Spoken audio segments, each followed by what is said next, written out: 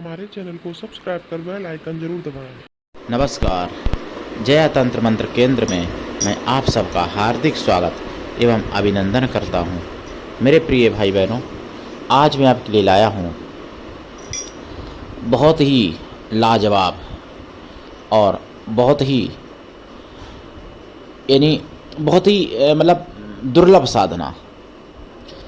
ये वीरभद्रेश्वरी माता की साधना है। वीरभद्रेश्वरी माता यूट्यूब पर पहली बार आप शायद सुनेंगे। अभी तक तो मैंने किसी भी चैनल पर नहीं सुना है नाम वीरभद्रेश्वरी माता का। ये वीरभद्र की शक्ति थी।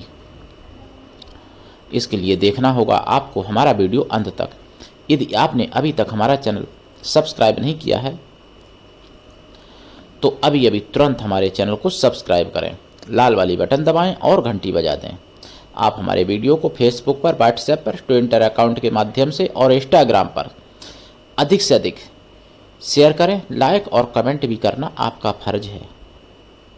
मेरे प्रिय भाई बहनों, मैं जिसको अपना मानता हूँ या जो मुझे अपना मानता है उसका स्थान मेरे लिए प्राणों से भी ऊपर रहता है हमेशा। जो भी मुझे अपना मानता है, जिसको मैं अपना मानता हूँ, उन लोगों का स्थान मैं अपने प्राणों से भी ऊपर समझता हूँ और मानता हूँ। तो अगर आपको सच्चा, पवित्र, निस्वार्थ, दिव्य प्रेम अगर चाहिए या आप देना चाहते हैं या पाना चाहते हैं तो आप हमसे जुड़ सकते हैं। हमारा मोबाइल नंबर है 9305 63 71 73। अगर आपको अपनों ने धोखा दिया, यदि आपको परायों ने धोखा दिया, तो आप एक बार मुझे अवश्य आजमाएं। मैंने अपना नंबर अभी जो बोल के बताया वही मेरा नंबर है और मेरा कोई दूसरा नंबर नहीं है। कुछ लोग हमारे कमेंट बॉक्स में अपना नंबर छोड़ देते हैं, अपना नाम और नंबर छोड़ते हैं। कुछ लोग केवल नंबर छोड़ते हैं। तो ऐसे लोगों से आप हमेशा सावधान रहें, फ्रॉड लोगों से। अगर आपके साथ कोई ठगी, कोई धोखा होता है, उसकी जिम्मेदारी आपका कोई चैनल नहीं ले सकता। तो मैंने तो केवल अपना एक नंबर बताया है 9305 63 71 73। इस नंबर के सिवा मैंने अपना कोई दूसरा नंबर नहीं दिया है। जब दूंगा तो बोल के बताऊंगा। देखिए, वीरभद्रेश्वरी साधना जो है ये सभी कुछ कर सकती है। वीरभद्र की शक्ति हैं ये। जो वीरभद्र, जिनके 500 सिर, 1000 भुजाएं, और भगवान शिव ने अपनी जटा उखाड़ के पटक दिया था, तब प्रकट किया था उनको अपने क्रोधाग्नि से, यानी क्रुद्ध रूप में। वही वीरभद्र हैं। जब सती जल गई थी, सती माता, तभी वीरभद्र को उत्पन्न किया था भगवान शिव ने। जब वीरभद्र ने कहा कि मैं अकेला हूँ, मेरे पास कोई शक्ति ही नहीं है, मैं जाने को तो तैयार हूँ, तो फिर दूसरी जटा उखाड़ के पटकी तो वीरभद्रेश्वरी माता की उत्पत्ति की। ये शिव पुराण में है वर्णन, ऐसा नहीं है, लेकिन इसको लोग कम जानते हैं। इस साधना को लोग कम दे पाते हैं, दे ही नहीं पाते। अभी तक तो मैंने किसी चैनल पर नहीं सुनी है वीरभद्रेश्वरी साधना। तो वीरभद्रेश्वरी साधना से आप सभी प्रकार से, पूरे ब्रह्मांड में सभी शक्तियों से, सभी तंत्र मंत्र से, सभी शत्रुओं से रक्षा पा सकते हैं।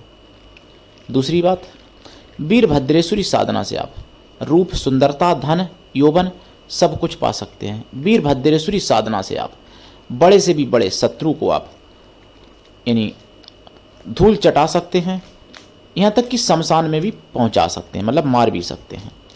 वो क्षण मात्र में काम करते हैं ये वीरभद्र। वैसे ही वीरभद्रेश्वरी माता हैं। तो वीरभद्रेश्वरी माता की साधना जो है ये क्या है कि अपने भक्तों के लिए इस तरीके से रक्षा करती हैं माता, जैसे माँ अपने छोटे बच्चे की रक्षा करती है। महीना, 2 महीने, 6 महीने के बालक की माँ रक्षा करती है, उस तरीके से ये अपने भक्तों की संभाल और रक्षा करती हैं। लेकिन शत्रुओं को ऐसे मारती हैं जैसे शेरनी के बच्चे को कोई छेड़ दे और शेरनी सामने हो, तो बल्कि उससे भी ज़्यादा। ये तो मैंने एक उदाहरण दिया। शेर तो एक जीव जंतु हैं और वो तो शक्ति हैं। अपने भक्तों के दुश्मनों को इस तरीके से नष्ट करती हैं कि कहने की जरूरत ही नहीं पड़ती, वीरभद्रेश्वरी माता। और ये सब कुछ दे सकती हैं। जैसे जो लोग प्रेम के लिए तरसते हैं तो लाइफ टाइम के लिए प्रेम दे सकती हैं, लेकिन सच्चा प्रेम होना चाहिए, सच्ची निष्ठा, सच्चा विश्वास, सच्चा आत्मसमर्पण होना चाहिए अपने प्रेमी के प्रति, तभी ये क्रिया लागू होती है। जैसे कि मैं सर्वस्व के लिए मैं समर्पित हूँ, जैसे कि मेरा भी कोई सर्वस्व है, वो सर्वस्व मेरा स्वयं जानता है। जो मेरा सर्वस्व है वो स्वयं जानता है मेरे बारे में, अपने बारे में, कि मैं किसका सर्वस्व हूँ। तो मेरा भी कोई सर्वस्व है। तो देखिए, जहाँ पर सर्वस्व वाली बात आ जाती है, जो जिसको सर्वस्व मानता है, कुछ माँ अपने बेटे को भी सर्वस्व मान सकती है, पति पत्नी को सर्वस्व मान सकती है, मतलब पत्नी पति को सर्वस्व मान सकती है, कुछ बेटा अपनी माँ को सर्वस्व मान सकते हैं, प्रेमी प्रेमिका को, प्रेमिका प्रेमी को सर्वस्व मान सकते हैं, तो भाई बहन को भी सर्वस्व मान सकते हैं, ऐसा नहीं है। और सतगुरु सर्वस्व से भी ऊपर होता है।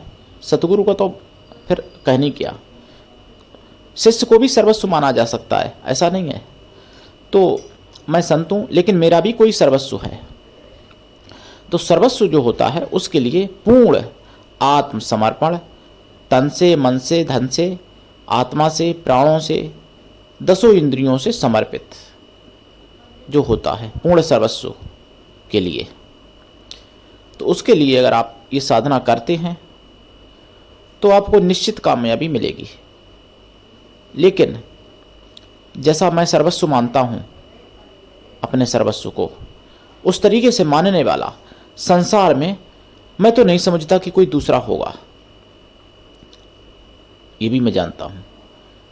तो करिए साधना वीरभद्रेश्वरी माता की। देखिए कैसे करेंगे ये साधना। दक्षिण दिशा की तरफ मुख करके बैठें, या उत्तर दिशा में, पूरब में भी कर सकते हैं, कोई दिक्कत नहीं, पश्चिम में भी कर सकते हैं, लेकिन उग्र साधना है तो दक्षिण में जल्दी और अतिशीघ्र और ज़्यादा उग्र हो जाएगी दक्षिण में। इसमें आसन काला रहेगा, माला रुद्राक्ष की रहेगी, जाप 1.25 लाख रहेगा। जाप का 10 हवन, हवन का 10 तर्पण, तर्पण का 10 मार्जन, मार्जन का 10 ब्राह्मण स्त्रियों को भोजन, या ब्राह्मण कन्याओं को भोजन, या फिर ब्राह्मणों को भोजन, नहीं तो फिर उतनी गौ माताओं को भोजन करा दें और लाभ उठाएं।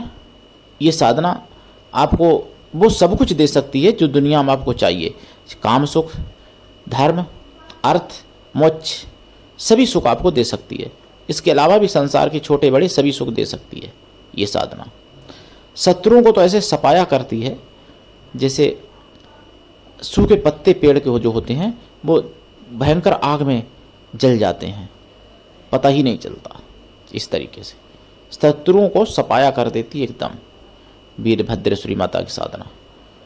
लेकिन ये साधना दीक्षा लेके ही करनी चाहिए। बिना दीक्षा के कभी भी कोई भी साधना सफल नहीं होती है।